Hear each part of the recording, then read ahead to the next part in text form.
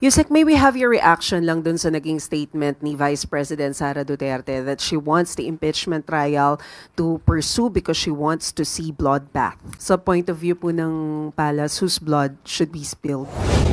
Meron po bang reaction from Malacanang dun sa naging statement po ni Alyansa Campaign Manager Toby Chanco na isinisisi po niya doon sa impeachment na isinulong against BP Sara yung pagkatalo po ng ibang kandidato po ng Alyansa? Wala pa po napaparating sa atin ang anumang reaksyon ng Pangulo patungkol dyan, kung yan man po ay totoo. Ang tangi lamang po nga naibigay sa atin na impormasyon ay dapat pong iwanan na kung ano man yung mga naging issue nung panahon ng pangangampanya at magpatuloy na lamang po ang bawat isa ng kanilang trabaho para po naman ito ay sa taong bayan. Quick follow-up lang po. Hindi po ba kakausapin ng Pangulo si Kong Toby para po sabi niyo nga iwanan na dahil tapos na yung panahon ng kampanya, may mga nanalo na po? Wala pong napaparating sa ating ganyan sa ngayon. Maricel Halili, News 5. Good morning, Yusek. Yusek, may we have your reaction lang dun sa naging statement ni Vice President Sara Duterte that she wants the impeachment trial to pursue because she wants to see bloodbath? Your comment on that?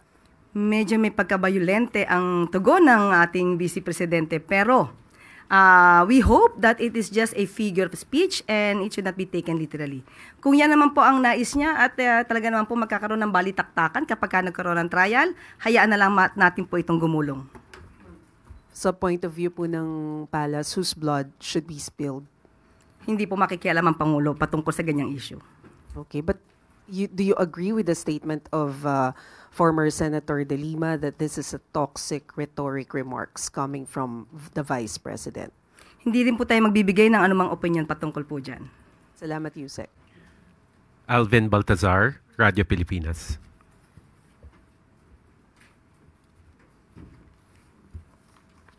Yusek, good morning po.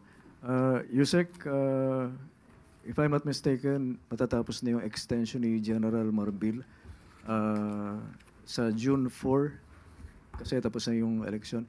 And meron ng mga pangalang lumulutang gaya ni General Melencio Nartaes being the number 2 man of the Nartades being the number 2 man and sinasabing close din kay Senadora Amy Marcos. And another name na lumulutang si General Torre, who led sensitive operations like the arrest of Pastor Apollo Kibeloy and former President Rodrigo Duterte. Meron na po bang take dito si Pangulong Marcos? At may nabanggit po ba si Pangulong Marcos kung ano yung possible criteria na mapipili niya as the next Chief PNP? Ang mga nabanggit niyo pong pangalan ay pulos po lahat yan ay may integridad at magagaling.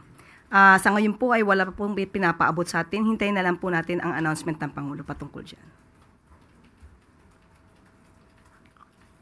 When do you expect yung announcement, Yusek? Kapag may nakarating na po agad sa akin, sa inyo ko po agad ibibigay ang impormasyon. Thank you very much. Eden Santos, Net 25. Sam Medinilla, Business Mirror.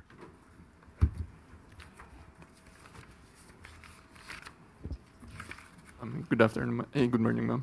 Magfa-follow up lang kami, ma'am, regarding po dun sa investigation ng Office of the President sa OWA, controversial 1.4 billion land acquisition deal ng OWA.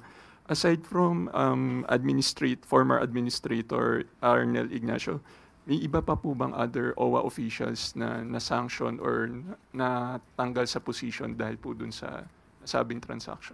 Sa ngayon po ay under investigation pa po ang lahat. At kung mayroon pa pong iba mga opisyal na involved dito, magkakaroon po ng aksyon. Kung sila may tatanggalin, sususpindihin, at maagarang investigasyon po ang kinakailangan dito. Tapos, na-determine na po ba ng Office of the President if yung fund na nagamit for that controversial transaction is nanggaling po dun sa OWA fund, OWA GAA fund, or dun sa OWA Trust Fund? Sa initial na investigasyon, hindi po affected ang OWA Trust Fund, pero iniimbestigahan pa rin po kung may nagamit. Pero initial po na investigation, wala daw po. As of this moment. Thank you, ma'am. Okay. Thank you very much, Yusek Claire. Clay Pardilla, People's Television. Good morning, Yusek. Yusek, the government has approved 16,000 positions for the coming school year, an increase from 10,000 teaching positions created annually under VP Duterte. Ano po yung nagtulak sa government to increase po ng 16,000 position? How will it impact the class sizes, improve the quality of education, and yung workload po ng mga teachers? Thank you po. Unang-una po, it is the directive of our President, Ferdinand Marcos Jr., to strengthen education system. And also will add teaching workforces in the schools. We can still remember how the President immediately reacted to the suggestion of Secretary Sani Angara with regard to the needs of building of Child Development Center. The President immediately asked that the funds be released for that purpose.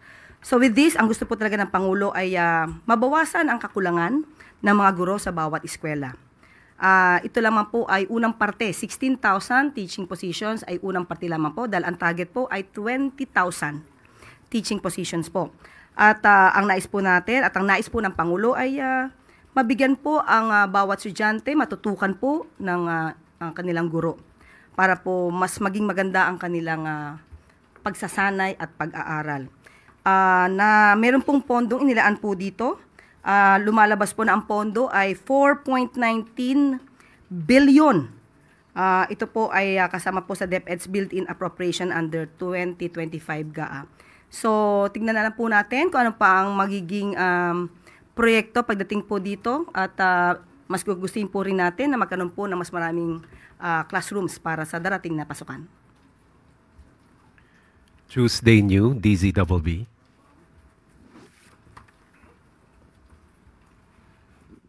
Good morning, ma'am. May utos po ba si Presidente kung meron man kaugnay ng problema po ngayon sa Visayas about the condition of the San Juanico Bridge? Kasi po medyo apektado na po yung mga residente, mga negosyante, at saka yung local economy doon. Ito lamang po ang una natin ipaparating. Ito'y ayon sa ating Pangulo. Ang pag-rehabilitate po, masasabi natin makakaroon ng pag-apekto no? Sa taong bayan, sa concerned citizens na nandoon sa lugar. Pero tingnan po natin ito sa mas positibong aspeto dahil ito po ay rehabilitation. Mas nanaisin po talaga na maiwasan kung ano maaaring idulot ng disgrasya kung ito man ay hindi maaayos na maaga. So, sa ngayon po ay nagkaroon ng blue alert. Ibig sabihin na sa heightened alert ang mga concerned agencies para po matugunan, marespondihan kung ano man po ang pangangailangan ng mga tao na aapektuhan. Nagkaroon na rin po ng multi-task force at magkakaroon din po ng public assistance desk on both sides doon sa bridge. At may 24-hour patrol unit na rin po for safety monitoring. Magkakaroon din po ng weighing station para madetermina yung mga vehicle na pwedeng dumaan. At ito po rin ang ipinangako ng DPWH, magkakaroon po ng 13 shuttle buses, 24/7 service para dun sa mga tao na maapektuhan para po magamit po ang lugar dahil light vehicles lamang po ang maaaring gumamit dito. So, pansamantala yun po. At mayroon pong pakikipag-ugnayan ang DPWH sa LGUs at sa PPA para how to ferry the buses of passengers na maaaring maapektuhan po.